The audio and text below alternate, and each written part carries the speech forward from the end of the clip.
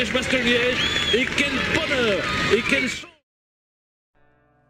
1892, nous sommes à plus d'un siècle de la création d'une des courses cyclistes les plus réputées, Liège-Bastogne-Liège. Elle est aujourd'hui considérée comme une classique, c'est-à-dire une course d'un jour où les coureurs n'ont rien à perdre et sont exposés aux attaques et aux retournements de situation.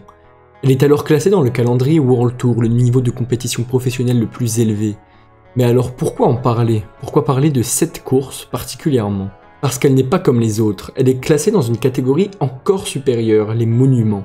Ils sont au nombre de 5, Milan-San Remo, Paris-Roubaix, le Tour des Flandres, le Tour de Lombardie et Liège-Bastogne-Liège. Ce sont des courses longues, difficiles, mais surtout des courses qui ont une histoire. Et celle de Liège-Bastogne-Liège est encore plus marquante que les autres. Fondée en 1892, il y a 132 ans, elle est surnommée la Doyenne, étant l'une des plus anciennes courses cyclistes encore disputées. C'est le Liège Cycliste Union qui organise la première édition avec le pesant club liégeois entre Spa et Bastogne. Léon Houat remporte les 3 premières éditions, le liégeois qui sera reconnu comme le premier cycliste professionnel belge. Il faut attendre 14 ans et 1908 pour que la course soit à nouveau organisée, l'occasion d'y voir la première victoire française d'André Trousselier. Pour l'anecdote, l'année suivante, c'est Victor Fastré qui lève les bras à 18 ans et reste encore aujourd'hui le plus jeune vainqueur de l'histoire sur une grande classique. Après plusieurs interruptions dues aux 2 guerres mondiales, elle est intégrée au Super Prestige, précurseur du World Tour réunissant les principaux événements cyclistes de l'année. Voilà Merckx qui passe ici devant nous, top, je déclenche le chronomètre, oh là là, cette dernière rampe est très difficile, Merckx premier. Pour moi c'est le plus grand parce que au-delà de ses qualités de champion, il dégageait un charisme absolument exceptionnel.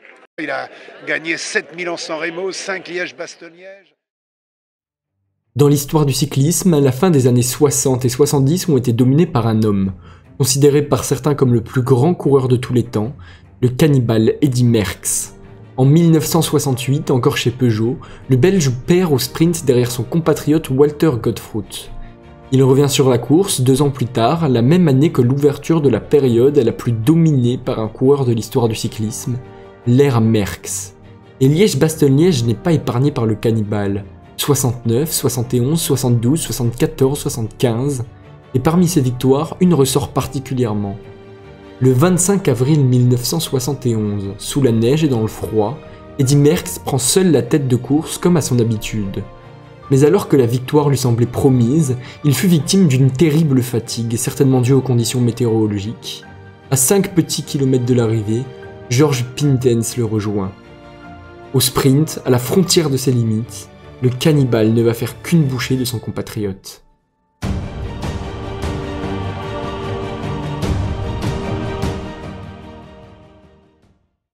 Mais si Eddy Merckx détient le record de victoire du monument, ce n'est pas seulement parce que c'est un grand coureur plus fort que les autres, c'est aussi parce qu'il a su utiliser les parcours et ses passages clés pour se détacher du reste du peloton, des passages devenus mythiques. Chaque édition, les coureurs traversent plus de 250 km parsemés d'une douzaine d'ascensions, souvent courtes et difficiles. La plus réputée d'entre elles, devenue un lieu légendaire du cyclisme, la côte de la Redoute. 2 km avec des passages à plus de 20%, elle est historiquement la côte référence du cyclisme belge. Liège-Bastogne-Liège, c'est aussi une course incontrôlable, due à ses conditions météorologiques imprévisibles. On a parlé de l'édition 1971 et pourtant ce n'est pas la plus marquante par sa difficulté. En 1980, une tempête de neige éclate dès le début de la course, seuls 21 coureurs parviendront à terminer cette dernière. Les températures glaciales ne refroidissent pas Bernard Hinault, le blaireau qui réalise un raid solitaire de 80 km et remporte pour la 2e fois la Doyenne dans sa carrière.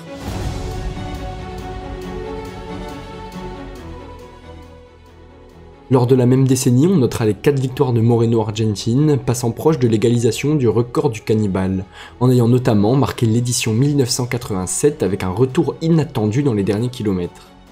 En 97 et 98, on a eu droit à un duel franco-italien entre Laurent Jalabert et Michele Bartoli. Certains ont vu en Jalabert le successeur du blaireau, mais ce dernier n'a jamais pu suivre les attaques de l'Italien.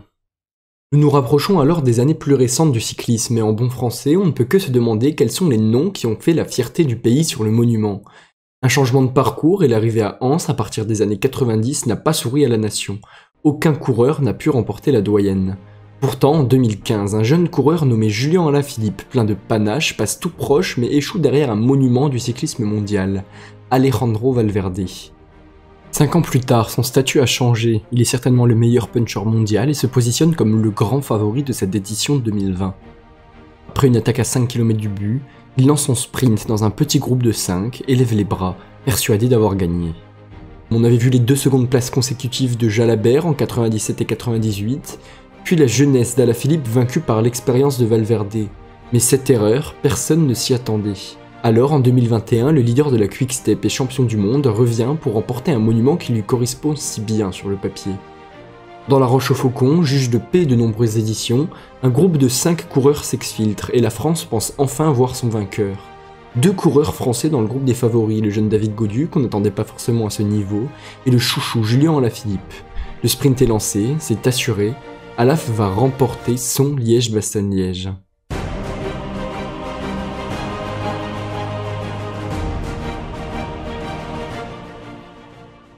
Deuxième et troisième, un constat difficile, d'autant plus que ça fait maintenant 44 ans qu'un Français n'a pas levé les bras. Et cette année, a-t-on une chance? Plusieurs coureurs français talentueux ont déjà annoncé participer à la doyenne. Benoît Cosnefroy, Guillaume Martin, Warren Barguil, David Gaudu, ou encore le jeune Romain Grégoire. Celui qui a fait le résultat récent le plus prometteur, c'est David Gaudu, et son podium en 2021.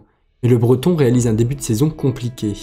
On attend son jeune coéquipier Grégoire, mais est-ce vraiment suffisant pour espérer remporter la course? Je ne pense pas. Déjà, par la présence des 2 Slovènes, Primož Roglič et Tadej Pogačar, qui par le passé sont montés sur la plus haute marche du podium du monument. Si on peut émettre des doutes sur Roglič, personne ne remet en cause la possible victoire de Pogačar dans une forme récente étincelante. Et pourtant, son triomphe n'est pas assuré. Le premier qui peut le contrarier, c'est Mathieu Van Der Poel. Mathieu Van Der Poel qui sort maintenant tout seul. Mathieu Van Der Poel, sacré champion du monde. L'actuel champion du monde rêve de remporter Liège, et il peut s'appuyer sur les conseils de son père Adri, vainqueur de l'édition 1988. Le second, il en rêvait aussi, mais en a fait une réalité à 2 reprises, en remportant les 2 dernières éditions. Certains pensent même qu'il est la réincarnation d'Eddy Merckx. Verbeek qui rejoint, Pinten s'attaque, mais Merckx est dans la roue. Evenepoel seul en tête. Voilà, là. Merckx toujours en tête, Godefroot, toujours Merckx. Il a conquis ce public. Où s'arrêterait Remco Evenepoel? Le petit cannibale espère alors continuer sa série. Derrière lui, c'est toute une nation qui l'accompagne et souhaite, comme en 2022, voir le podium entièrement composé de noir, jaune et rouge, ce qui n'était déjà plus arrivé depuis 46 ans. À 40 km de l'arrivée, dans le début de la descente de la côte d'Olaeta, une glissade puis une chute d'une dizaine de coureurs. Evenepoel, deuxième du général, abandonne aussi, visiblement touché à la clavicule. Mais en cette saison 2024, les nombreuses chutes chamboulent totalement les prévisions. Sur le Tour du Pays Basque, une lourde chute entraîne de nombreux favoris prévus initialement sur Liège comme Roglič ou Evenepoel. Tout semble se profiler pour assister à un duel au sommet entre Van Der Poel, dans la forme de sa vie, et Tadej Pogačar prêt à affronter le Giro dans quelques jours. Mais à quoi bon faire des pronostics s'ils ne peuvent pas être réfutés? Dans le cyclisme, rien n'est prévisible. Parfois, l'inattendu devient probable et l'irréel se réalise. Liège-Bastogne-Liège a déjà fait vivre des émotions inexplicables, et si c'était dans ces moments de doute et de découragement que finalement le rêve n'en est plus un. Gilbert est trop fort, beaucoup trop fort. Victoire dans Liège-Bastogne-Liège pour Philippe Gilbert. Peu importe le vainqueur, les exploits ou les déceptions, un monument est un monument, il le restera toujours. Gagner Liège, que ça soit pour la première ou la 5e fois, ce n'est pas anodin, et ceux qui y sont parvenus sont tous entrés dans l'histoire du cyclisme. Pour conclure cette vidéo, je voulais vous remercier pour votre soutien.